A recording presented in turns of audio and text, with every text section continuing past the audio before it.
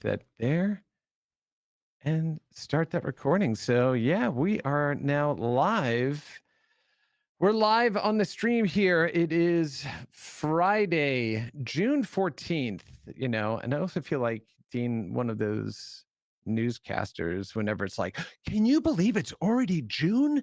It's like totally ridiculous. But yeah, this Already, is good. yeah, it's already June. It's I know. crazy. It is a little crazy. And you're always traveling, right? The Yeah. hardest working guy in the games industry. So, hey, everybody, welcome to Boss Rush. This is, the weekly show where we get together and kind of dissect some of the biggest stories in the games industry. For the week, my name is Chris Melissinos. I'm the principal evangelist for video games here at AWS.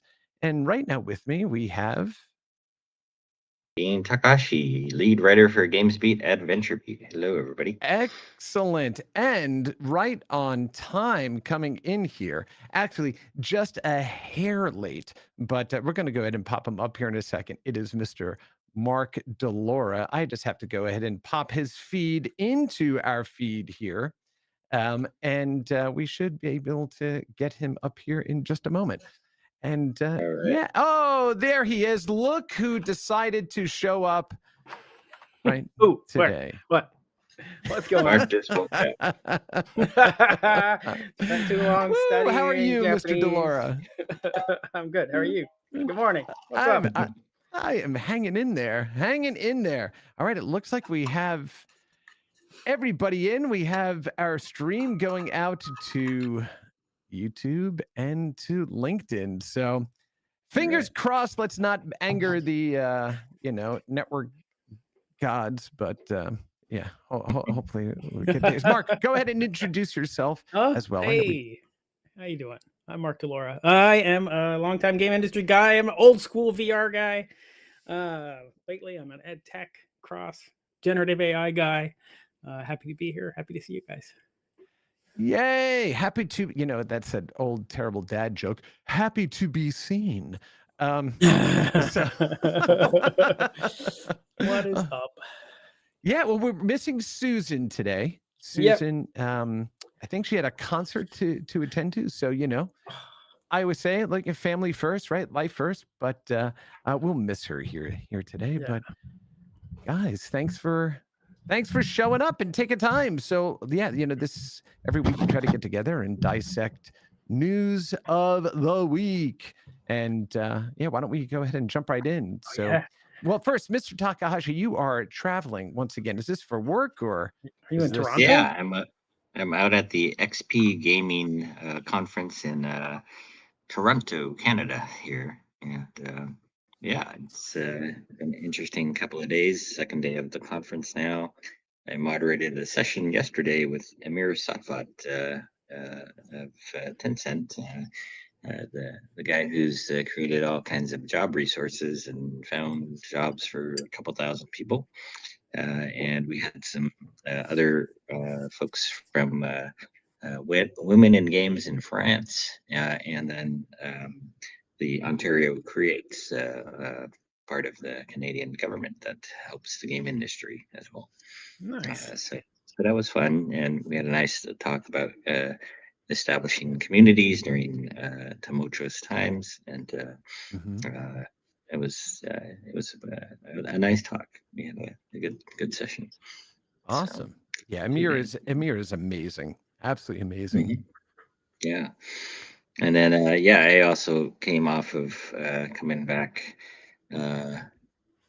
finished up all of the Summer Game Fest activities from actually Wednesday of last week on through Monday of this week, and so it was a good solid 6 days of activity, all dedicated to all the games getting announced at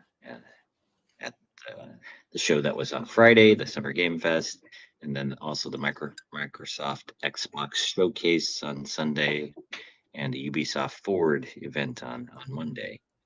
So there were quite a few other shows that were online, like the PC and then the Wholesome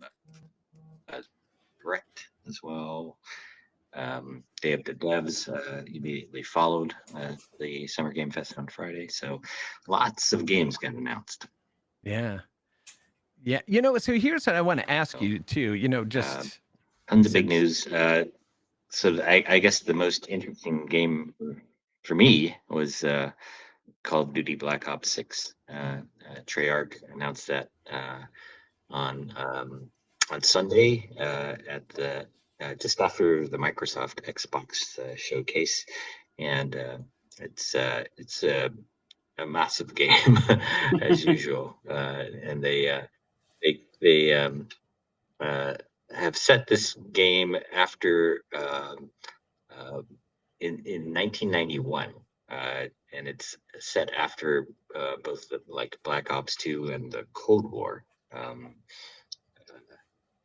Black Ops Cold War game that some years back, and they spent about Treyarch and Raven Software probably like total of 10 Activision studios worked on this for 4 years, so a year longer than just about every other Call of Duty game.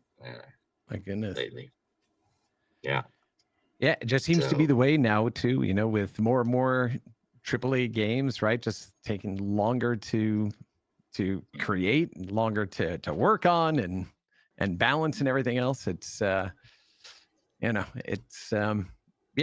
I mean, that's what it takes to just continue pushing the edge, right? For these games, these franchises. Yeah.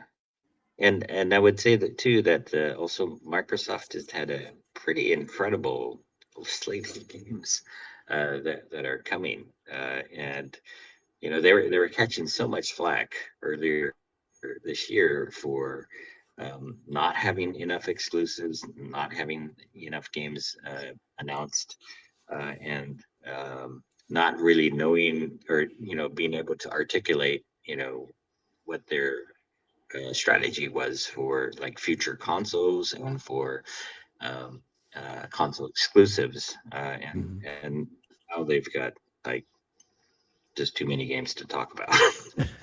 It's funny. That's not a. But yeah, I agree. I say that's not a bad problem to have. Yeah. I rattle them off if you guys like the games here. I heard there were about 600 games announced over the last week. 600. What? I forget who added that up for us, but that's something.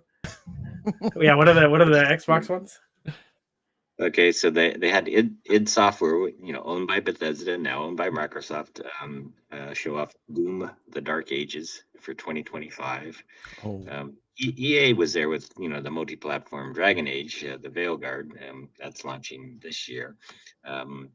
Let's see, there was something new called Claire Obscure Expedition 33 for 2025 from Sandfall Interactive. There was a Fallout 76 expansion coming just in time to take advantage of all the popularity of Fallout 76 from the Fallout TV show. So nice for them there. There's a new World of Warcraft expansion coming, The War Within, on August 26th. Age of Mythology Retold is coming on September 25th. It's a remake. Diablo 4 expansion, Vessel of Hatred, coming. And then we got Vessel of Hatred. Yeah. Oh. Then we have a long lost Xbox property showing up now. Perfect Dark got a reveal.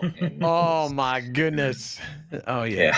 It was a pretty good long trailer for that, and no particular date yet, but it was. You mean Sanity's Requiem? I wonder what on-screen displays they're going to try to do. With if you remember back right in the day when the game was, when you'd be playing it, I think it was N64, right? And then you would have all of a sudden you'd see the volume control on your TV going down. You're like, what's going on there? And it was just the game, doing that. So it'd be interesting to see how they mess with players.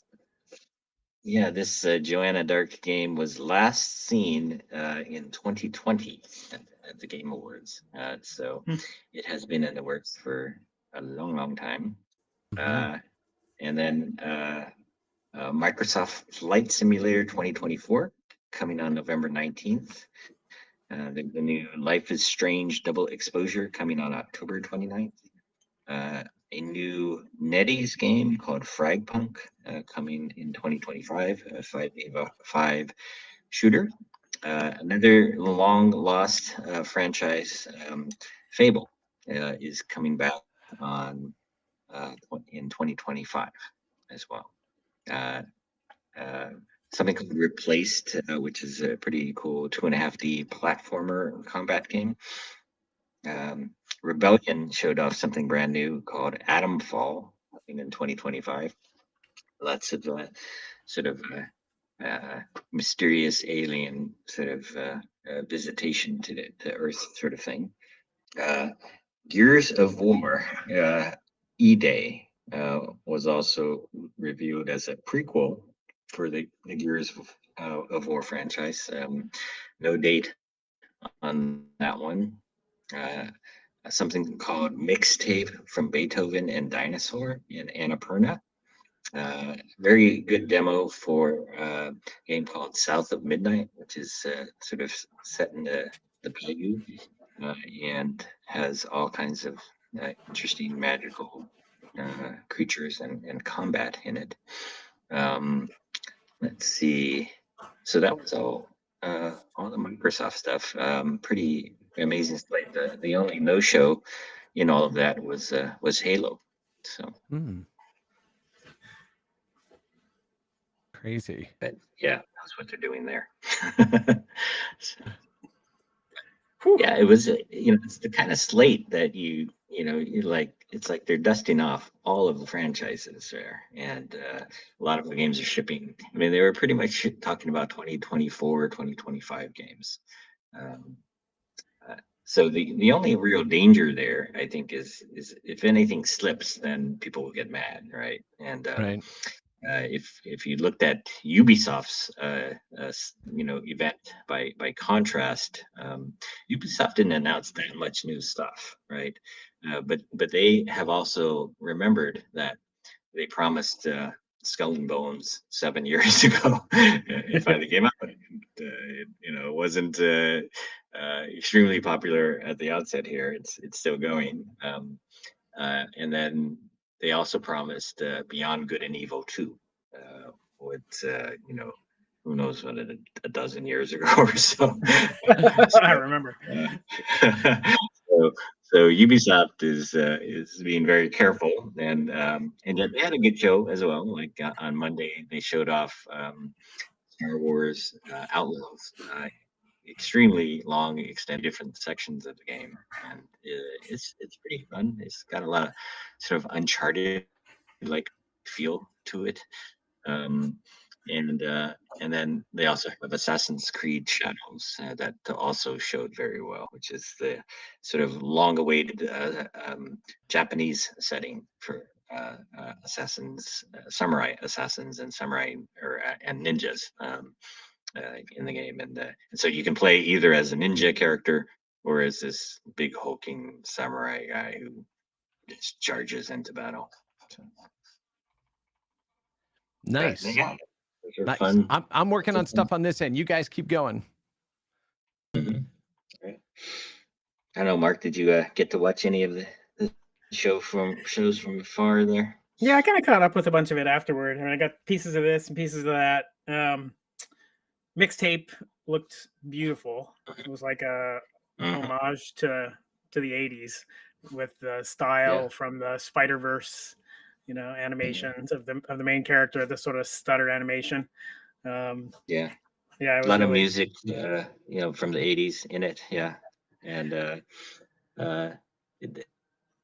I guess let's see, Beethoven and Dinosaur is the developer on that, and they did the Artful Escape game that was very loaded with all kinds of interesting music as well. So there, it had like the trailer had a very Life is Strange kind of feel to it, right? The young teen angst sort of game. So it's interesting. It's coming out at the same time as another Life is Strange game, right? So Yeah. And yeah, it looks very good. Like nice to see original titles getting shown. At the same time, a lot of big, blockbusters were showing up too. Yeah, this is kind of the reaction I had as you were going through the list. It was almost like, oh yeah, that one, oh yeah, that one, oh yeah, that one. And it's like there's always the plus minus of those as a player. I'm like, well, I didn't play the last one of those, so I'm not sure I'm going to play the next one of those. And I'm like, I don't know. But for franchises that have huge fan bases, I mean, they're probably going nuts, right? And so many of those are these huge games. So it'll be interesting to see all that. Lost Mark's We audio lost you on for my a sec, side. Dean. You're back. Are you back? Hello. Yep. Don't don't worry about it. Just keep going. I don't know what's going on over there. Well, he is connecting from a hotel, right? I know it should have amazing Wi-Fi, right? Is that what it should do? I watched some of the Wholesome Games Direct, which I always really enjoy seeing what kind of games are coming out of there because most of those games tend to be different types of games than we've seen before, right? They're exploring, cozy mechanics, yes, but a lot of those mechanics haven't been done for 10 years or 20 years. And so I think you tend to see a little bit more creativity happening inside of there at lower budgets. So I watched those a little more closely. I didn't really get to look at the dev stuff, which also usually kind of, is very creative and interesting. So I need to go back and look at some of that. There's just so much stuff. I mean, I think my big takeaway from the week was really just like, it was E3. Right? It was basically E3 without the show floor, but there was kind of a show floor, I guess. So I don't know. Yeah. And there were a lot of good things also at the Summer Game Fest itself.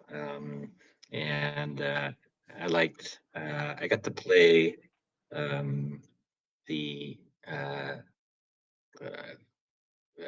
guess, Black Hawk Down / Delta Force Hawk Ops game.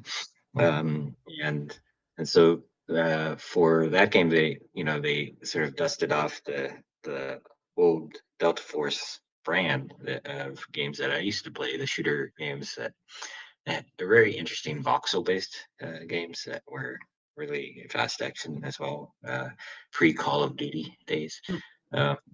And so they're bringing it back, and it looks pretty good as a shooter, like lots of different kinds of guns. It's a free-to-play game. And then they have a campaign, too, though, that's based entirely on Black Hawk Down, and uses basically the story of the movie and the game, and the book, as a single-player campaign. So that one's getting an alpha test in July, so it's going to be coming somewhat soon. There was Sony's sort of bigger games at the show were Lego Horizon Adventures for late 2024, coming from Guerrilla Games. So Ayla and all the mechanical dinosaurs of Horizon Zero Dawn are going to be, coming for that one. And then Sony also showed off the latest Astrobot. And it was interesting that they're taking that from sort of like free game to super AAA kind of experience as well. And Mike Minotti from our GameSpeed staff played the game, and he was pretty excited about it too. So very alternate kind of AAA title coming from Sony that I think is a big fan favorite. Oh yeah, I mean, Astrobot was just kind of out there for a while, right? In a variety of different ways. It was like, oh, this kind of unofficial mascot, but really, it was when the Astrobot game for the PS5 launched. Man, what a great game! So much fun to play. Yeah, You and know, they had leaderboards in it and stuff, and the people were just competing to get the best scores. what I love is I mean, I'm not a completionist in really any game. I'm just not that, and it frustrates people. Some friends that I've played with online when they're like, "Should we go down that hall?" And I'm like, "Do we need to? Can't we just go to the next level?" But I do love exploring to find all of the little nods to Sony PlayStation's history, like all the different devices and everything else. That's the hook for me, Yeah. right? If I can see all of that. Mhm. Yeah, I love that. Yeah, it looked good. There was Civilization 7 announced Yeah. at the Summer Game Fest. So Sid Meier did a little cameo there on announcing that game. It's in the works for seemingly a very long time. Mhm. Warner Brothers Games announced the Harry Potter Quidditch Champions for September 3rd. So we'll see how that one does for them. They need to go ahead and harvest all of those old skateboards, take all of the guts out of it and make a Quidditch broom and then just have people running around there. Tony Hawk Quidditch. That's right. Yeah, bro. And Blumhouse was there as well. The movie maker, horror movie company, and they announced a slate of a few different horror titles that are coming.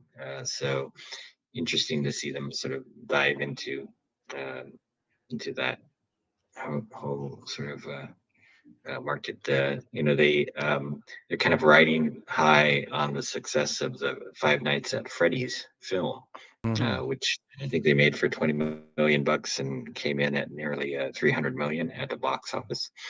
So one more games to movies adaptation that is very successful. Mm.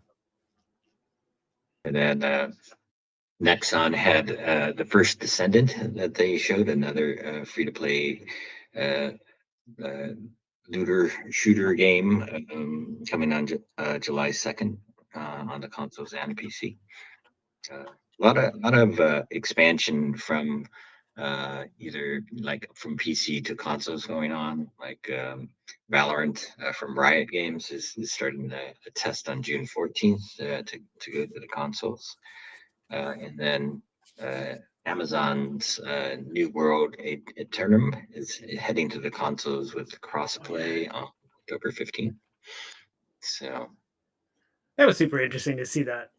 I think there was some conversation around the fact that it was coming console, B, the fact that it was an MMO moving basically to a single player or limited multiplayer experience. It's like, that'll be fun to watch.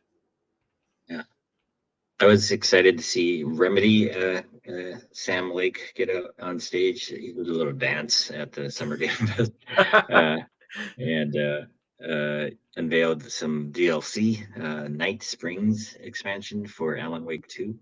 And on top of that, they also are shipping physical editions for the game in October. So apparently, this was always part of the plan. A lot of people were sort of disappointed that they didn't have a physical edition when the game came out last year. But now they have physical copies that you can buy in October. Cool. All the DLC too. They have another DLC planned for later in the year as well. So Very cool. and then we had a Dune Awakening show at the Summer Game Fest as well, and there was a trailer, a pretty long trailer that sort of explained some of the premise of the MMO, which is coming from Funcom and Nuclear. And it's set on the desert planet Arrakis, and the trailer describes Paul Atreides talking about all of the futures that he sees, and the one that is the premise for the MMO is the one where he was never born. and that his mother, under instructions from the Bene Gesserit faction, was ordered to bear a daughter and not a son. But out of her love for Duke Leto, she bore him a son instead, and set off all of the sort of political controversy that became the story for Dune. And so this alternate universe Dune is going to be what would have happened if a daughter was born, and this this gives like all the MMO players some reason to play original. That was very actually interesting storyline for launching a story in a MMO. You get bored of that pretty quickly, right? Yeah. Yeah. Can I play as a sandworm and just eat people? Yes. Yes. You're probably gonna run into sandworms, but I don't know. Maybe you'll see what the view looks like from inside the sandworm's stomach there. That'll be DLC. Right. Exactly. Oh my. Yeah. Well, how about you, And Mark? then, Keep going, Dean. Sorry. Keep Oh, going. Yeah, I could go on forever talking about all the games here, but if you guys want to interject something, go ahead. Mark, what big news has popped into your brain pan for this week? Well, I have. Thank you for asking. I have been mulling this week over the fact that every time we meet on Friday, almost every time, we talk about lots of really depressing things. Yeah. And I thought to myself, what if every time I come in here, I come in with like, what's the best news of the week that I've found? So that was my mini goal for myself this week. So I've been looking around for the best news of the week in the game industry. I didn't find a lot of stuff that was great. I found two things that I thought were interesting and good. One was, I don't know if you saw this morning, there's an article on CNN on the front page about Settlers of Catan, which is interesting, and an expansion to Settlers of Catan called New Energies that focuses on climate change. Obviously super interesting because a lot of us video game people are also into board games, but Rachel Cowart, who is well known in the game industry, is quoted in this piece talking about how games reflect culture. And I just love the fact that, one, they're making this game, and two, they're getting this huge amount of press for it. Linked off the front page of CNN. Heck yeah. Love that. The other news that I saw that I really loved was just lots of reports, mostly on LinkedIn, of the ESA throwing 30th anniversary events in DC this week, and see lots of pictures of like celebrations of video games, people from Congress, senators. Wait. I'm sorry. Celebrating. Stop. Say that. Repeat that again. What's going on in DC this weekend? No, I want to make up something. Everybody's getting together to eat Koi Anon pastries at ESA. No, it's the 30th. It's the 30th anniversary of the Entertainment Software Association. Oh, okay. Our representatives in DC, and they've been having events, and I'm seeing lots of people post about the events and enjoying video games, talking about what's the future of the industry like, and this is all stuff that I love to see that we don't hear about very often, because most of that kind of work stays within the Beltway in DC. Mm-hmm. So that makes me happy. I sort of was sad to miss out on that, because I did get an invitation, but they sent it and it overlapped with the Summer Game Fest. And it seems like they're still not synchronizing the schedules here, and that was one of the hardest things about the Summer Game Fest too, was that that event was overlapping, and Microsoft was also overlapping on Sunday with the Play Days demos going on for the Summer Game Fest announcements, and then IGN also had a fan fest taking place in LA at the same time as a lot of the Summer Game Fest activities as well over the weekend. So, it's kind of like a mini E3, but there's no coordination. the different parties about like when to do things, and so it makes it so that you have to choose between like what are you gonna do today. Yeah. Maybe this will be the problem to be solved next year. And I know that New York City tends to throw like games weeks and film weeks and things like this. Maybe the city of Los Angeles can come in and like say, this is the week where we're all going to celebrate the video game industry. LA Games Week. Oh, we're yeah, going to try to awesome. help coordinate a little bit. I mean, Jeff Keighley probably would be the lead, of that, trying to organize that, but find some way, especially with so many, the Fallout movie, The Last of Us, or Fallout show, The Last of Us show, games breaking into Hollywood in ways they haven't broken in before. Like maybe this is the time for a little bit more in LA. Yeah. I mean, we also have people that do work right in games and critical work in game stuff in New York, right? Like Harold, like a bunch of the folks up there. Not so much in DC. I mean, it's so inside the Beltway that I didn't even hear about this just sitting outside the Beltway. So,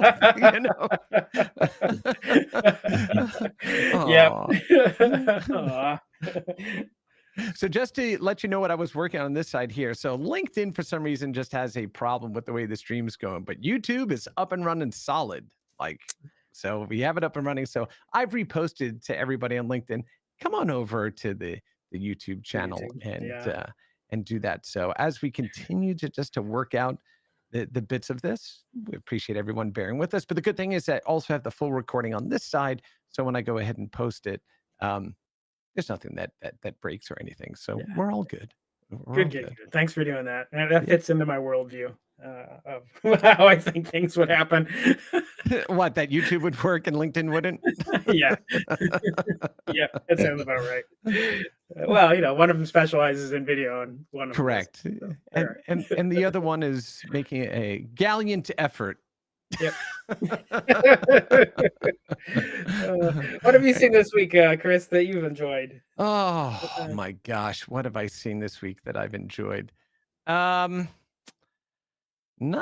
mean, honestly, I have been so heads down with a bunch of other projects and things internally that I haven't had a real chance. But something that did bubble up that isn't negative, which also, by the way, I do love that idea is, it's easy to talk about the issues the industry faces. It's also important to celebrate, all of these things.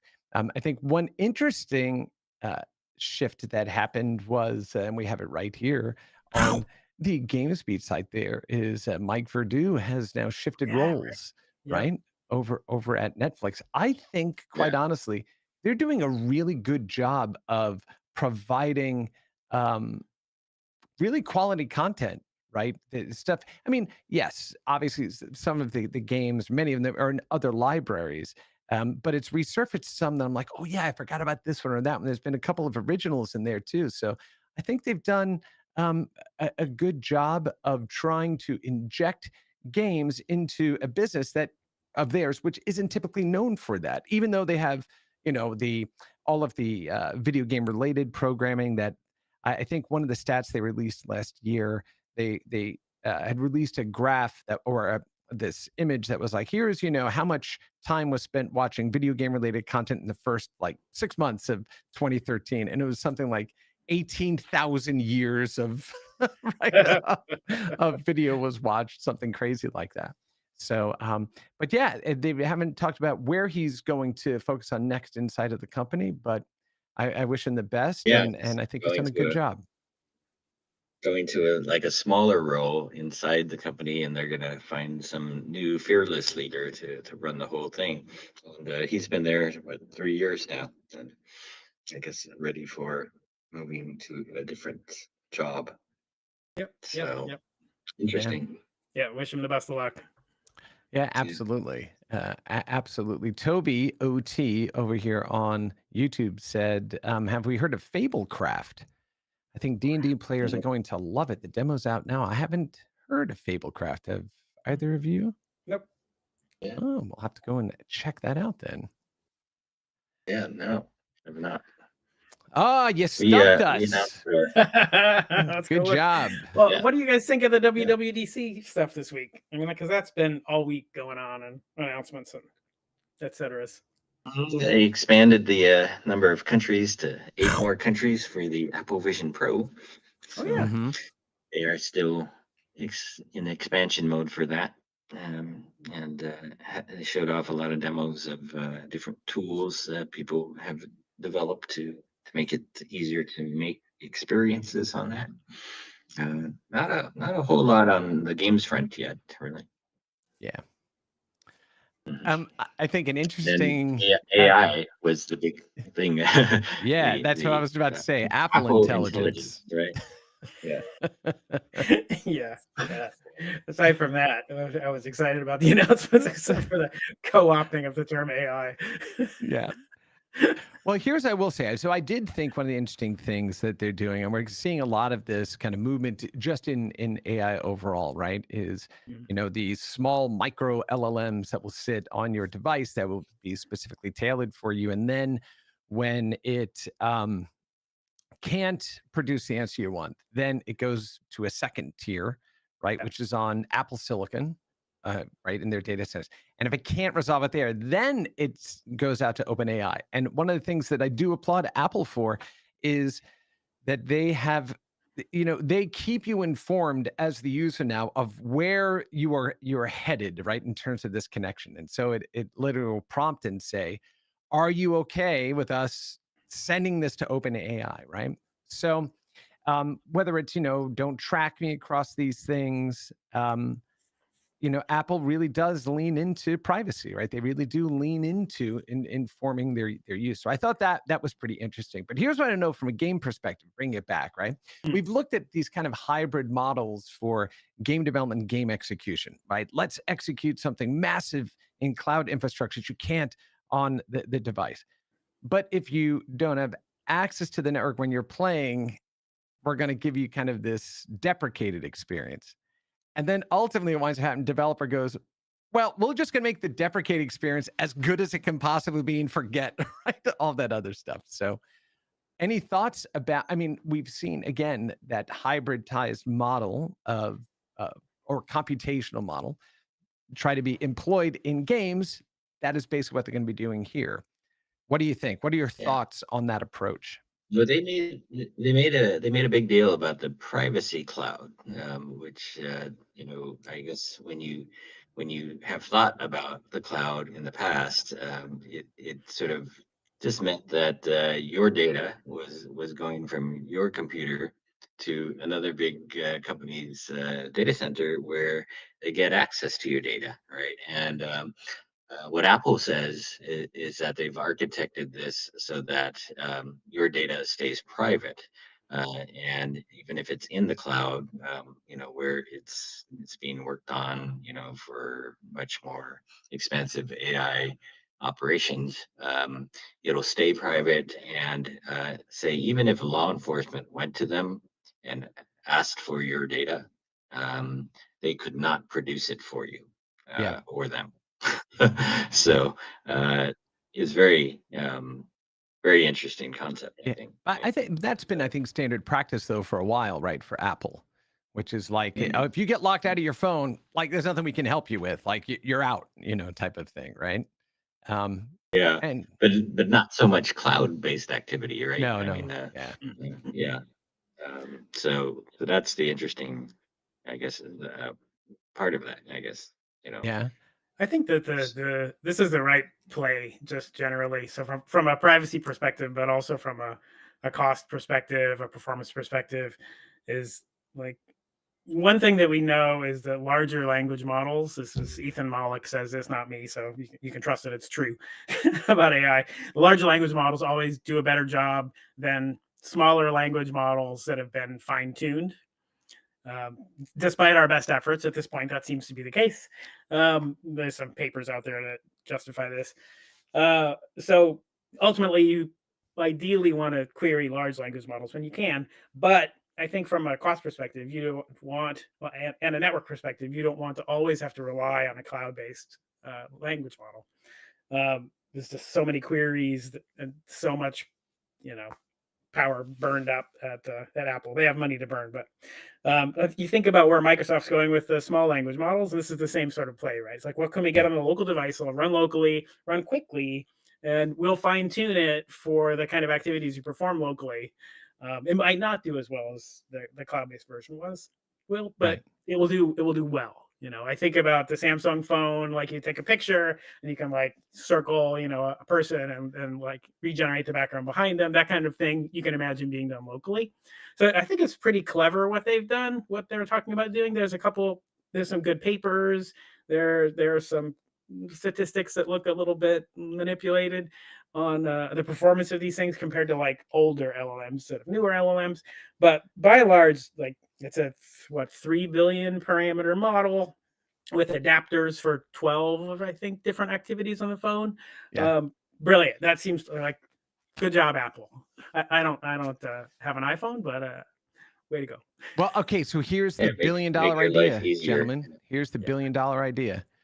We're going to make the AI battery, because when it's running all this stuff on your phone and everyone's like, oh, why is my phone so hot? Oh, my battery life just dropped to 1 hour. Wow. We're going Yeah. to make the That's a AI good battery. Using AI will require this battery. But we won't be very AI backpack. descriptive about if the battery has AI in it. It's just the AI battery. So I think That'd be interesting to measure. That's a good point. I mean, you're running something through a 3 billion parameter network. It's not a small amount of power.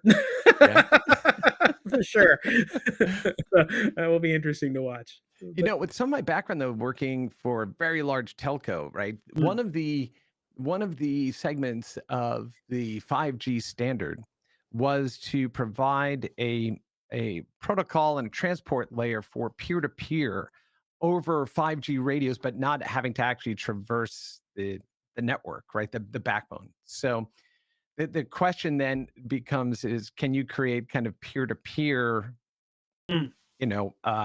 execution of those LLMs, taking advantage of local devices to offset some of the computational requirement, and also kind of you start building like a regional LLM, right, and that kind of stuff. Although then you fall right into an AI echo chamber, right? So there's a lot that has nothing to do with games yet. All right, so we should probably get that back on.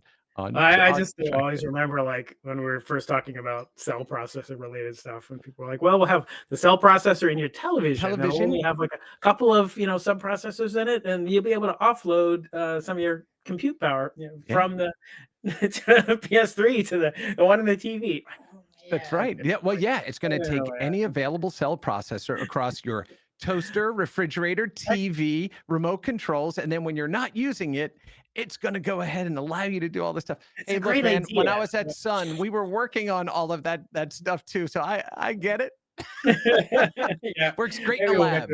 At some point, maybe we'll get there. If I could buy an NPU that would accelerate the speed at which I can, run stuff through a LLM or some other kind of network, and just plug in new NPUs to increase my performance, man, I do it in a hot second. Like, I don't care if it's in my television, my toaster, my blender. Like, where can I get an NPU? Yeah. Well, Max just posted here in the chat and said, do y'all see that AI mouse from Logitech with an AI button on it that calls up a prompt building widget? Huh. That's fascinating. See, this is, again, all right, another great idea as collectors. I'm going to have to start collecting devices that have like physical AI buttons on it and just sock those away. So when eventually we pull them all back out and go, oh, do you remember when this thing was a thing? Yeah. In my head, I'm like, boy, that AI button is a stupid idea. But then I'm looking at the little Windows key on my keyboard, and I remember when I thought that was stupid. So, it's just things evolve. Well, they had to do it because, Apple had the Apple key. All right. Yeah, that's right. Yeah. Let's get back to games, since that's what we're supposed to be talking about here. Yeah, it'll be ready for the new Y2K sticker. I have a commercial here. The Game Changers top game startup list. Yay! Top game startups is back in business. It's applications are open for the second year of this. We're doing this contest with. Oh, I'm not supposed to say contest, but this list with Lightspeed and Nasdaq. Oh, So nice. Okay, let's see. Where is that going to be? Again, do we have a link online here? you can go to gamespeed.com and see our story there. Also, let's A quick see. DuckDuckGo search and you'll find it in a hot sec. The Game Changers 2025, I think will get you there as well. It's on the Lightspeed website as well. Very cool. So, Oh yeah, here we go, very right here. Game cool. Changers top game startup list with. Oh, Mhm. there's our friends at Xolo over there. Game Changers top game startup list returns with Lightspeed, GameSpeed, and Nasdaq. Love it. Yeah.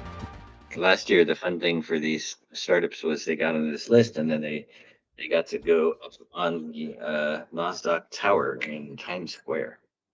Oh, that's so cool. Oh, that is cool. What a great list Yeah. of judges you have too. I'm like, oh yeah, that person. John Hankey's in there, Anna Sweet's in there, Leo Leve's in there, Sung Yi from NC Soft. Yeah, great list. Yeah, let me go ahead and scroll down so you can see. More fun to come. Cool. Yeah, great group of open now. Of folks. Yeah. Here you go. Game Changers, judges and mentors. Awesome. Oh yeah. Okay. Here we are, right here and here at the bottom. Here was the sort of oddest news I found of the week, and that was games publisher Voodoo, the hyper casual game company, Yes. acquired Be Real social network for $537 million. They're like, oh, wow, that was Yes. that was crazy. Yeah, that one kind of struck me that's too, a lot of especially money. because of the decline of the users there, right? So don't know exactly what they're doing with all of that. Yeah, Voodoo still has 40 million active users, I guess, but yeah, wow, they got a nice big chunk of cash there to acquire Be Real. It's funny that there's a Be Real, there's also a Be Fake, which is a different AI related, I guess, social creation tool. Oh my. Yeah, yeah. Be Fake reminds me of when Wordle first, popped and really exploded. A buddy of mine made a game called Winnle, so it didn't matter what word you typed in. First time, it's like you won. You could share with all your friends. Oh, nice. Winnle. I'm like, yeah. A great idea. Oh my. Yeah, All right. So what big game news we got? Yeah, that was a weird one, Dean. I agree. Yeah. I absolutely agree. Well, even more money involved in this one. So Polygon says that over the next decade, they're going to award $640 million worth of community grants for blockchain builders, starting with all in their tokens. And so, like, starting with, I guess, 35 million Matic tokens going to be awarded this year for which are right now trading for $27 million. So if you're building on Polygon, then you have access to possibly get a community grant from them. So very interesting. Even more money available now to devs to make blockchain games. Not all blockchain games, of course. It's just all kinds of blockchain applications. Mm-hmm. Yep. So there's that. What other little pieces?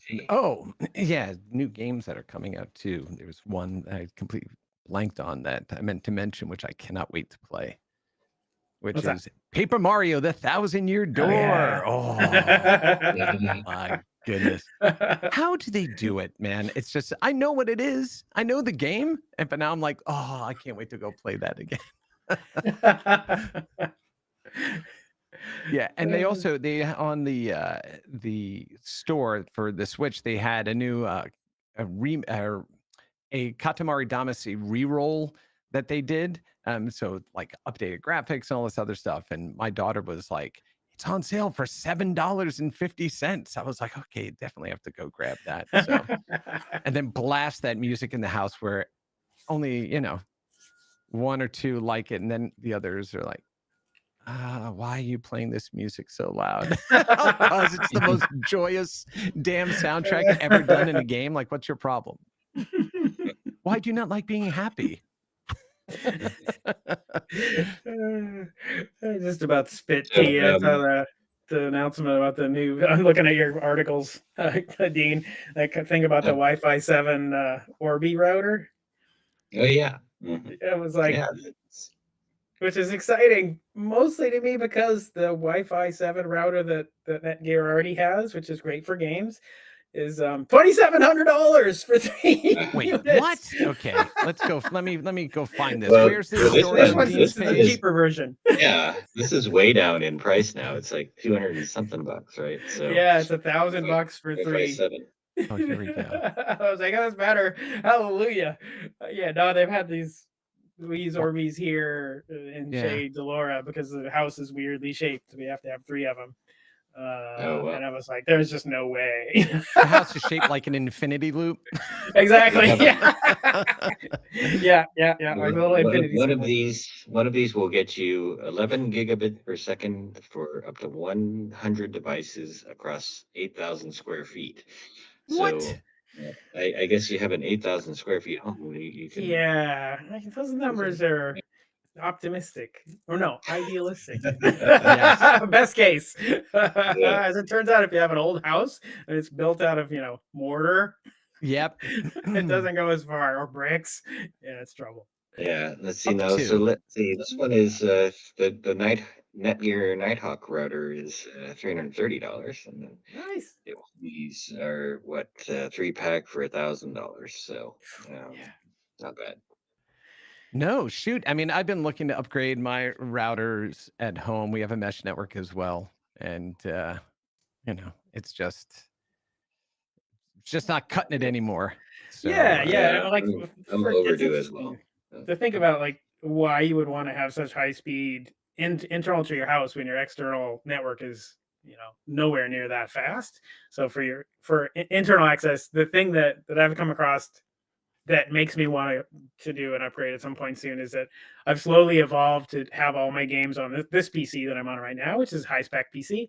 And then, I want to play the same games at night on my laptop. So for PC games on Steam, you can run the games on your primary machine, but then it's streaming the video over. So now you need pretty decent speed internal. And what I have now works okay, but sometimes not so okay. And so that's the use case for me for games. Is like just having one high performance machine and the other one is kind of a dumb machine that just streams stuff seems to work great. I know it was interesting last week that Nokia announced a tournament, an esports tournament for Apex Legends to be played over Wi-Fi. And they're trying to make the point that Wi-Fi is actually good enough to do this. They were using Wi-Fi 6E, and they're going to hold this tournament, and they say that it's not the highest bandwidth that you need for that purpose. It's just consistent Wi-Fi, and as long as it's consistent and good enough, then you can have a good first-person shooter tournament on esports tournament on Wi-Fi. Well, that's interesting. I'm curious to see that. Until somebody brings, a briefcase-sized device and just starts flooding the entire network with replicated data and doing, loop-back games. And they have to trust. They have to trust everybody in this particular tournament.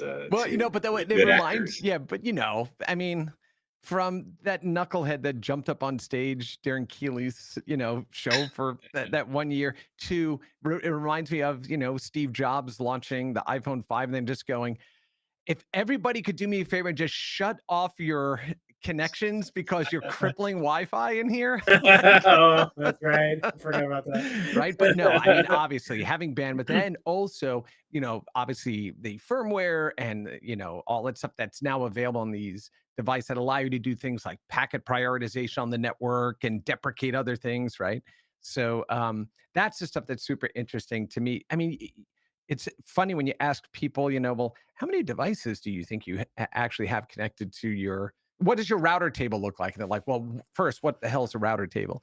And then they go, oh, that's where I find that, oh, I haven't had this device in, 5 years. And you're like, yes, and you still have it in your table, There we go. Chris disappeared. He's back. Oh, yeah. No, that's okay. Yes. I know. Normally it's fine, but you were completely gone. know. I was It's like, okay. It's all right. Here's a Mark technology thing here.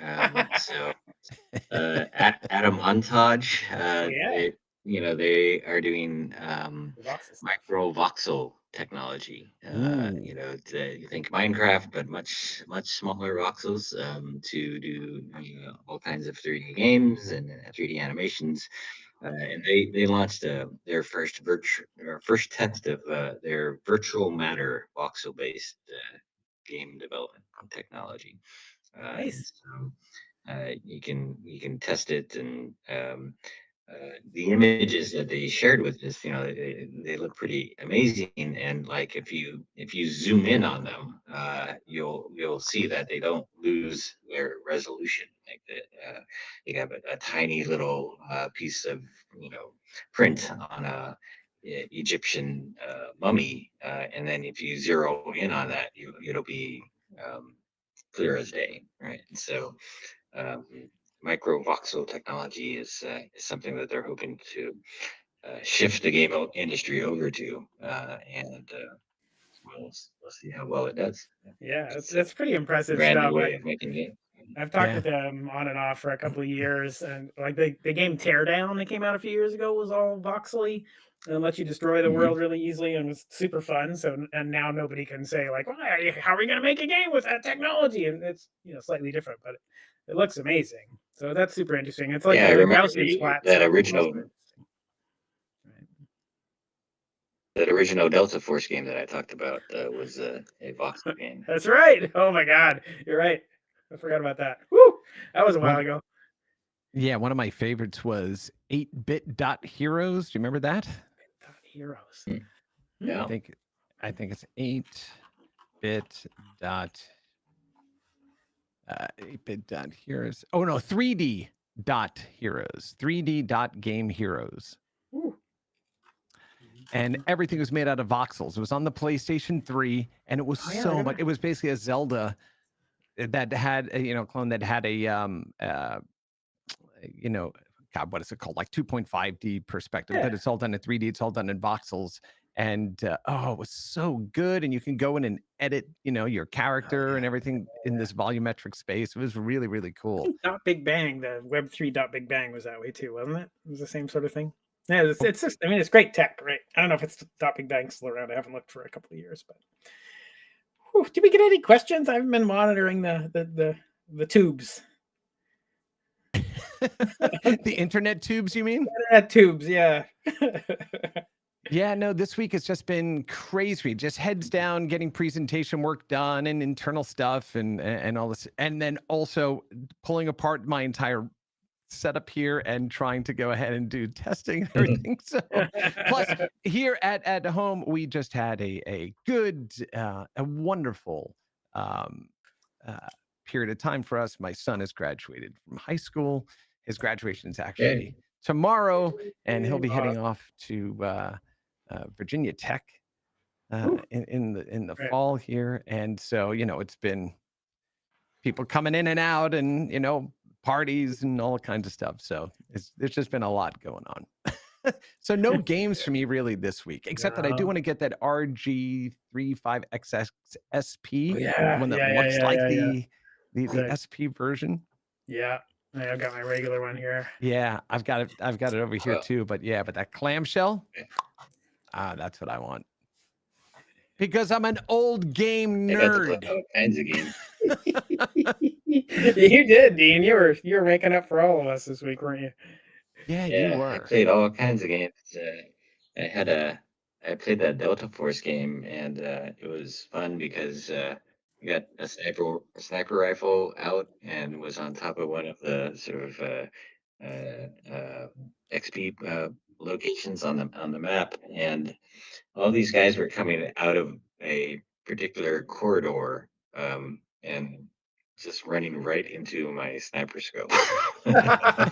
It's like, hey, this is like a fish in a barrel situation here. So take advantage of that and just blast away. So that was fun. But I also played I played Monster Hunter Now Oh yeah. from Niantic, and they have uh, a season 2 coming along with these big giant elder dragons that come in, and they have this new weapon called a gun lance that you can use to take them down. So I played that with four person battle, and I didn't realize that I guess Monster Hunter Now is they said in April that they had 15 million downloads for that game. Wow. And that's big for Niantic because always been looking for that next big hit to follow up on Pokemon Go. Yeah. And they had a hard time with other titles like Harry NBA. Potter. They launched that and shut that one down, right? And so Yep. uh, good to see another location-based game take off for Niantic here. Yeah, Yep. absolutely. Absolutely. I mean, it's hard, right, to do a follow-up when that first one is so just. Although Right. people forget, right? There was a game before it, Yeah. right? Do you remember? You'll remember what that game was? There are many Yeah. games before it. But you're talking No, about no, no, Ingress. no. Niantic specifically. Yeah, you're talking about Ingress, which I played way too much. Their game, yeah. That's exactly right. Ingress, yeah. Yeah. That's exactly right. I remember at former employer, we had one of the energy spots was actually a place in our building. So the only people that could get to it would have had to have worked there. Yeah. And I also thought, what a brilliant way to turn millions of players into mechanical Turks to check their physical base maps and put in 1 billion points of interest information, photographs and descriptions. I'm like, my goodness. And my favorite part of Ingress is it was popular while I was in DC, and we had a point right above the top of the White House. But the White House is surrounded by a fence, so you can't exactly get to that point easily unless you're working inside of there. And so there was always this battle between the sort of the blue team and the green team. We always imagined it to be like the Democrats and the Republicans, like for taking over this point over the White House. That was a good time. See, that's the kind of stuff that's just awesome to know, right? That even, in the halls of, the residency of the most powerful, person that, people are people at their heart, like, right? Like Oh play man, I games. love that. Yeah, everybody plays. So yeah, exactly. Oh, so yeah, I mean, look, I think for me, the big takeaway for me, at least this week, was this Orbi 770 series router, which I think I'm going to have to let us go know ahead if you and check it out. I'm just Yes. amazed how many huge games there were this past week. I mean, it's definitely I've got my next 10 years mapped out for me for just the games that are coming out this year. Oh my God, Which is 10 years. exciting. Yeah, my backlog is still just stupid. Yeah. It's just stupid. But on today's rewind show that we're going to be doing here in 2 hours? No, hour and a half, excuse me.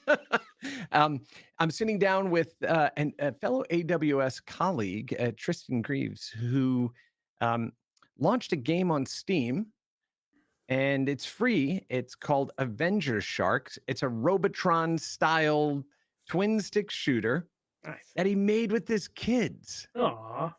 And they wrote the lore, and they drew what they should be, and they talked about what the mechanics would be like and everything else. And I'm like, you just created the Spy Kids of the games industry, right? I know Romero also did the same thing with the taco truck game that they did, but what a joyous, wonderful thing to do, right? To share a love of programming, of video games, and all this other stuff. And it's a good game, and it's completely free. It's called Avenger Sharks. So Cool. easy to pick up twin stick shooter. But I love the fact that he did this with his kids, and that's what we're going to talk about today. It's like, what was it like doing that, and what's the feedback? So now they're looking at what's their next game going to be, and I love that. And the fact that it's on Steam and it just got verified for Steam Deck officially. I'm like, nice. all right, good for you. That means enough people are playing it and giving feedback that he got it. So that's my feel good story for. I like that. That sounds great for the week. Dean, how much longer are you in Toronto? Are you out of there soon? Yeah, leaving tomorrow. Gonna go up in the big tower tonight and check that out.